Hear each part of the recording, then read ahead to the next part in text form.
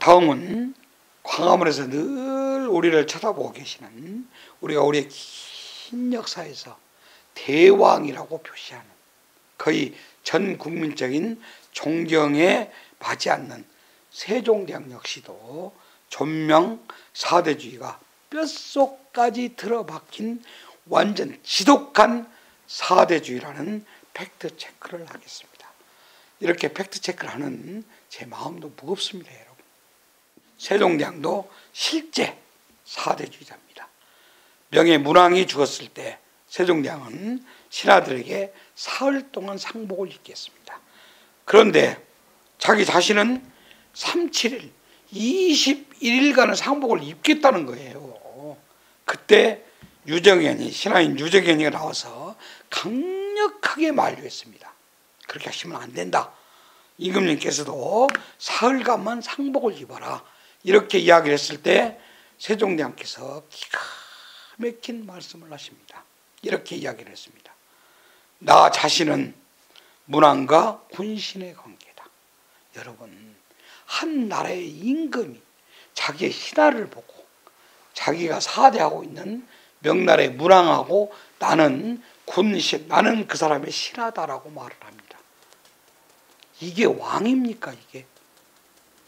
그리고 끝까지 고집을 부리고 유정현이가 그렇게 만류를 했음에도 불구하고, 유정현이면 만류를 했겠습니까? 모든 신하들이 만류를 했죠.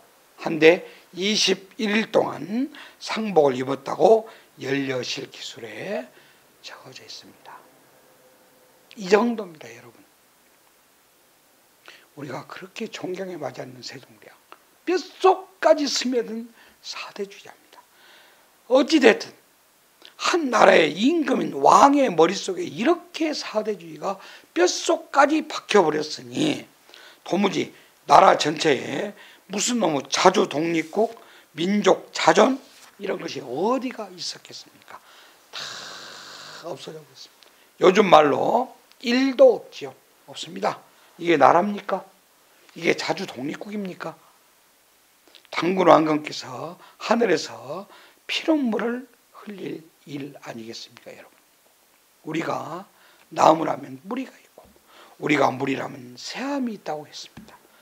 우리는 뿌리와 새암이 완전히 말라 죽어버린 세월이 자그만치 유명 조선 500년하고도 5년 동안이었습니다.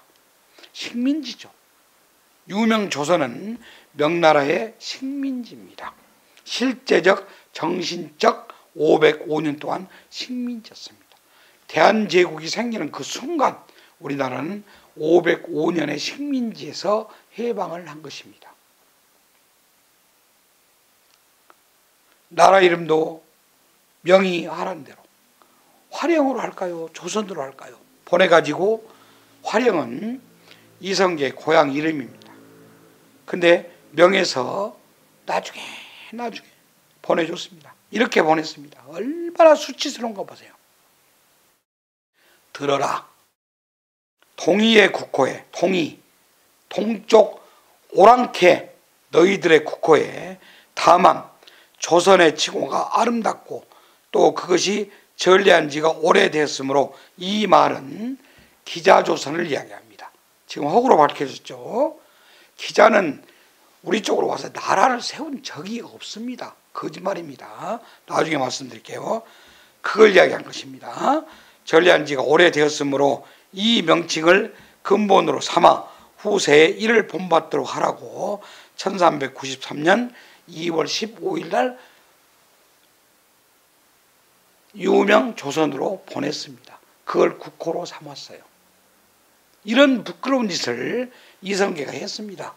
전주 이시들에게는 좀 미안합니다만은 이게 나라입니까? 왕세자도 명예허락을 받아서, 왕의 즉위도 명예허락을 받아서, 이건 나라가 아닙니다. 우리는 505년 동안 명나라의 청나라의 식민지였던 것입니다. 또 팩트체크에 들어갑니다. 병자호란 당시에 아주 중국 사대주의에 완전히 넋이 빠져버린 윤집이란 유생이 인조에게 상소를 올립니다. 상소의 첫머리가 뭐라고 되어 있느냐? 천조. 기가 막힙니다. 하늘의 조정. 명나라가 하늘입니다. 천조는 우리나라 조선의 부모입니다. 여러분, 명을 하늘이라고 하는 저 모아주의자를 보십시오. 청나라는 우리 부모의 원수입니다.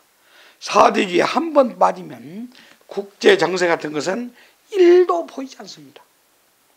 오직 그 대상에 대한 불타는 짝사랑, 이것만이 보입니다. 우리 조선 사람은 명나라의 자식입니다. 청나라가 우리 부모인 명나라를 침략하는데 자식된 우리 조선이 청나라와 화친하면 우리의 부모인 명나라를 잊어버리는 일입니다. 이 어찌 수치스러운 일이 아니겠습니까? 라고 망발을 했습니다. 더 기가 막히고 무서운 사실은 인조가 윤집에게 학사, 모든 배우는 사람들의 스승이라는 칭호를 주면서 찬양을 해줬다는 것입니다. 여러분, 사대주의가 이런 것입니다. 민족과 국가의 독립성, 자존감 따위는 헌신짝 버려버릇이 내팽개치고 오직 자기가 사대하는 것에 대한 불타는 짝사랑만이 불타고 있는 것, 이것이 사대주의입니다. 광기예요, 여러분. 사대주의는 광기입니다. 지금 이 순간에도 수많은 아베에 충실한 수석 대변인들, 토착 외구들은 TV에 나와서 텐노 헤이카 반자이 천황폐하 만세를 외치고 싶은 마음이 굴뚝 같을 것입니다.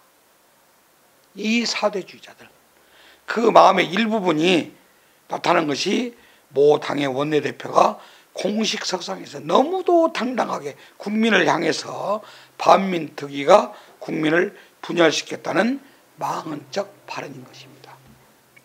이렇게 사대주의가 무섭습니다. 자, 또 기가 차고 통곡할 사대주의의 팩트체크에 들어갑니다. 지금 우리가 숭배에 맞지 않고 우리 돈에도 나와 있는 조선의 대학자인 퇴계 선생, 율곡 선생, 실학파로 불리운 박제가, 그리고 당대의 천재 박지원, 그리고 당대의 천재인 정약용 등의 사대주의의 망언은 가히 상상을 초월합니다. 율곡은 자기의 조국 조선을 뭐라고 했는지 아십니까? 계린이라고 했습니다. 계린이라고 썼습니다. 계린이 무엇입니까? 여기에 계린이라고 제가 써왔습니다. 계자는 낄개, 낫개 뜻이고, 린자는 고기 어자 들어있죠? 물고기린, 어류린 이 뜻입니다. 율곡은 자기의 조국 조선을 계린, 즉 짐승만도 못한 어패류, 물고기의 나라라, 이렇게 썼습니다. 여러분, 어떻습니까? 그 대학자가 자기의 책에다가 이렇게 썼습니다. 또 있습니다. 이걸 한번 읽어보십시오. 부비 이기민이라. 이게 무슨 말입니까? 더러운 이족의 나라. 더러운 이족의 나라라고 썼습니다. 우리 민족, 자기 자신의 나라 조선을, 자기의 조국을 더러운 이족의 나라라고 썼습니다. 일반 백성들의 한 말이 아닙니다. 율곡, 퇴계, 이런 분들이 이렇게 사대주의의 뼛속까지 찌들러 버린 것입니다. 자, 우리가 당대의 천재라고 말하는 정약용은 또 뭐라고 이야기했느냐? 이렇게 이야기했습니다. 여러분, 조선 기자지 유민, 남한 중국지 유임야라고 썼습니다. 해석해 볼게요.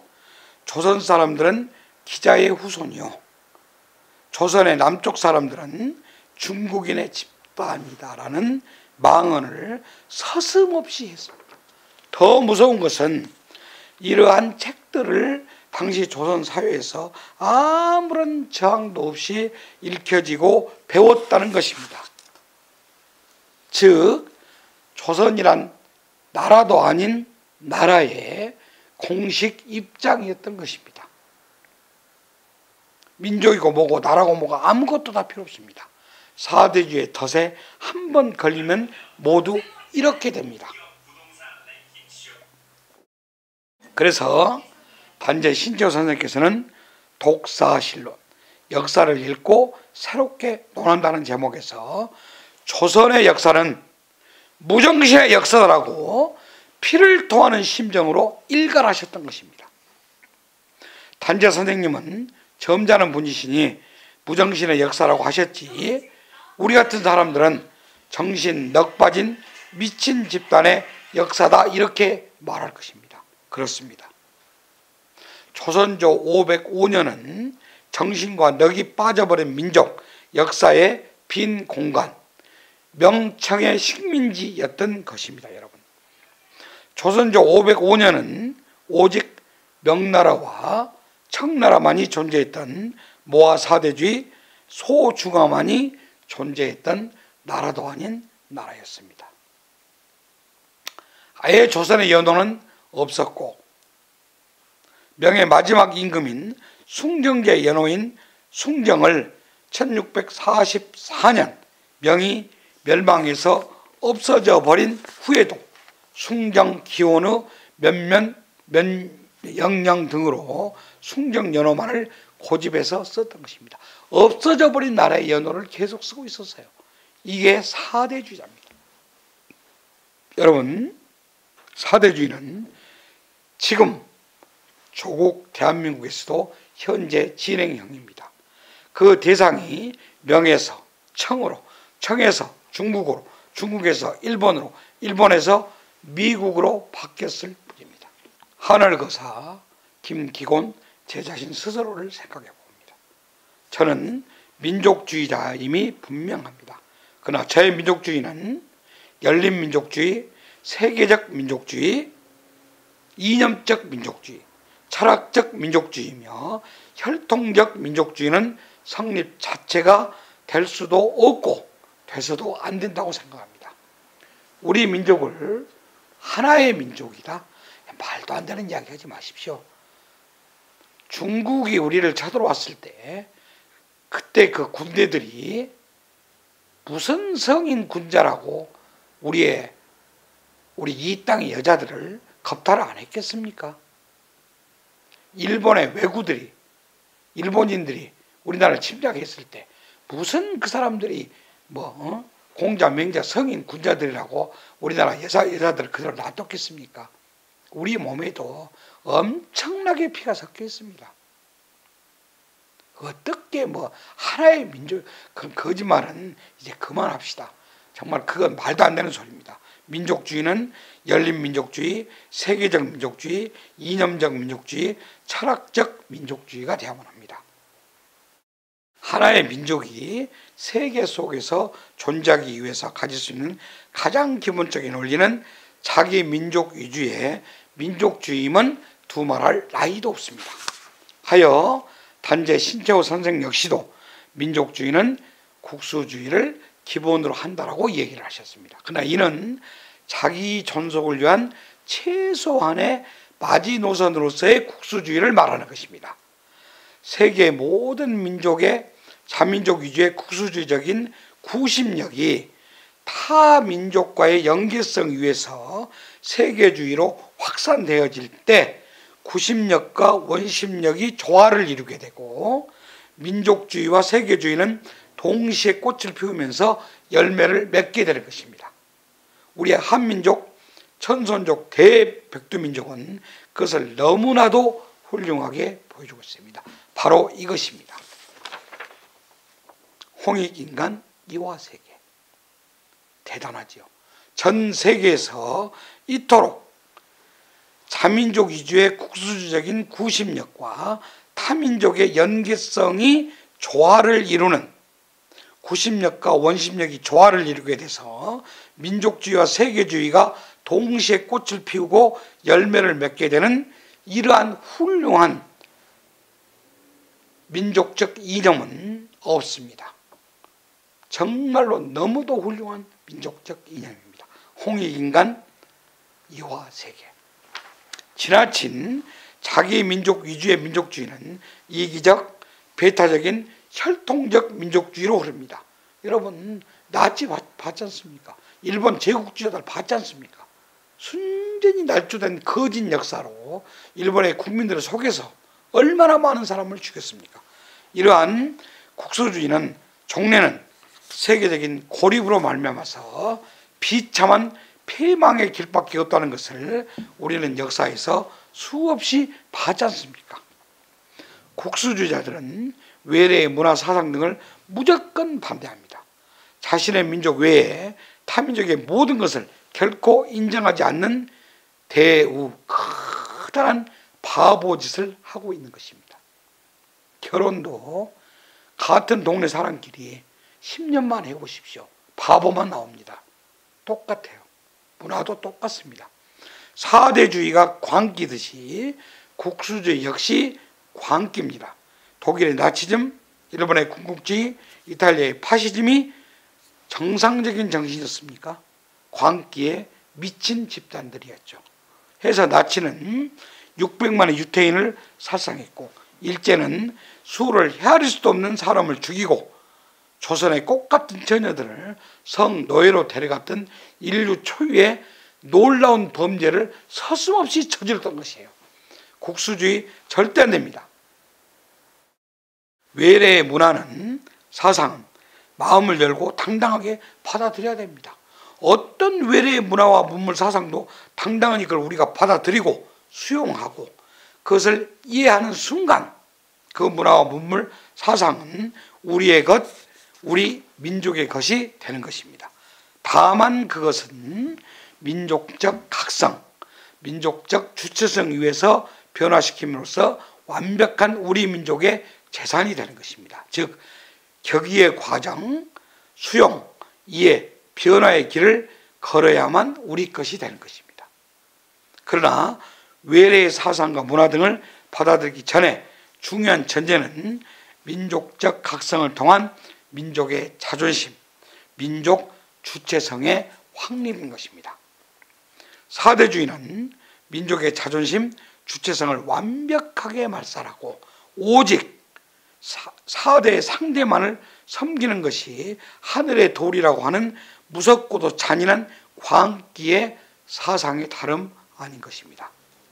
민족의 자존심, 민족 주체성의 확립 위해서 세계의 보편적 문화를 당당하게 받아들이고 뿌리를 내리고 꽃 피우고 열매를 맺는 민족만이 세계사와 세계 평화에 공헌하는 위대한 민족, 국가가 될 수 있을 것입니다. 또한 우리 민족을 혈통주의에 두는 우매하고 좁아터진 찌질한 생각으로는 인류를 위한 철학과 사상이 나올 리가 만무합니다. 민족주의가 이념적, 철학적으로 열린 민족주의가 될 때, 열린 민족주의로 승화될 때 인류를 위한 철학과 사상이 탄생될 것입니다. 바로 우리 민족의 홍익인간 이화세계입니다. 그러나 세계주의의 탈을 쓴 맹목적 이타주의 역시 매우 경계해야 될 사상임은 두말할 나이가 없다는 것입니다. 사대주의는 광기이며 우리 시대에 반드시 척결해야 할 우리 시대의 가장 큰 적폐임을 다시 한번 말씀드립니다. 마지막으로 왜 문화를 받아들여서 우리 것을 만들어야 하느냐, 이것에 대해서 간단히 말씀을 드리겠습니다. 우리 모두가 당연히 우리 것이라고 믿고 있는 김치, 이거 여러분 우리 거 아닙니다. 착각하지 마세요. 김치가 어떻게 우리 것입니까? 자, 김치의 재료인 배추는 송나라 때 고려로 들어온 것입니다. 그것이 우리 땅으로 들어와서 개량된 게 지금 우리 김치의 재료인 배추입니다. 기가 막히죠? 두 번째, 고춧가루, 그거 우리 거 아닙니다. 임진왜란때 들어왔습니다. 그 앞에는 고춧가루 없었습니다. 그거 이임진한테 들어온 거예요. 그 일본 거예요. 거기에서 우리 것은 뭐가 있느냐? 젓갈이 있습니다. 외국의 문화와 문물을 우리가 받아들이고, 자, 배추와 고추를 우리가 받아들이고, 우리가 그걸 이해를 하고 수용을 해서 우리의 주체성 위에서 다시 만들어낸 것이 바로 김치입니다. 그리고 우리의 기후하고 너무 잘 어울리면서 완전히 숙성되고 막 이렇게 삭은 맛이 나는 김치의 맛, 이걸 우리가 만들어낸 것입니다. 그게 우리의 김치예요. 문화는 받아들여서 민족의 주체성 위에서 우리 것으로 만들어야 됩니다. 그러나 사대로 빠져서는 안 됩니다. 우리 민족의 자주성, 우리 국가의 독립성 가지고 있어야만 됩니다. 그래서 제가 전번 시간에 그렇게 이야기한 것이 무엇이냐? 대한제국을 다시 봐야 된다.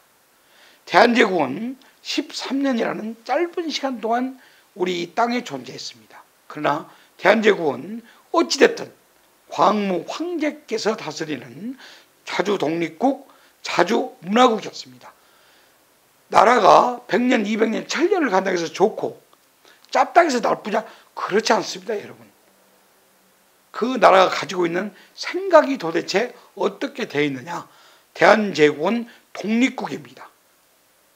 우리는 505년 만에 청나라로부터, 명나라로부터 식민지에서 독립했던 것입니다. 그 정신이 그대로 3.1운동으로 이어졌고 3.1운동의 정신이 그대로 우리 독립투사들에게 이어져 가지고 대한민국의 본체인 대한민국 임시정부 민주공화정이 생겼던 것입니다. 사대주의는 안 됩니다.